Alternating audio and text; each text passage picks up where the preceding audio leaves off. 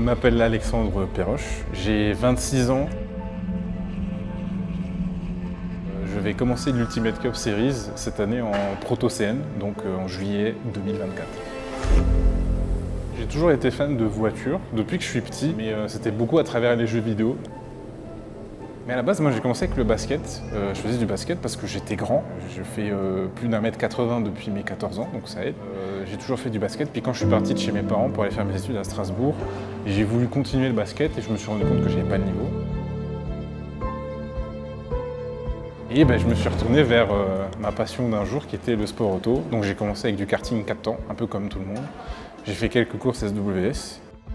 Et après, progressivement, j'ai essayé d'évoluer sur des voitures de course, puis des plus grosses, puis des plus grosses. Et voilà, mon objectif, c'est pas forcément de devenir pilote professionnel, mais c'est de faire de la course quelque chose de quotidien. Si je peux faire un tiers de mes week-ends par an en course, je serai content. Et au fur et à mesure que je me suis intéressé dans le sport auto, j'ai moi-même compris ce que je cherchais dans le sport auto. Et moi, ce que j'aime, c'est la compétition. Ma quête, ça a été très longtemps de trouver le meilleur compétiteur. Et le nom que je vais te donner, c'est pas un nom qu'on sort souvent, mais mon inspiration, c'est Graham Hill.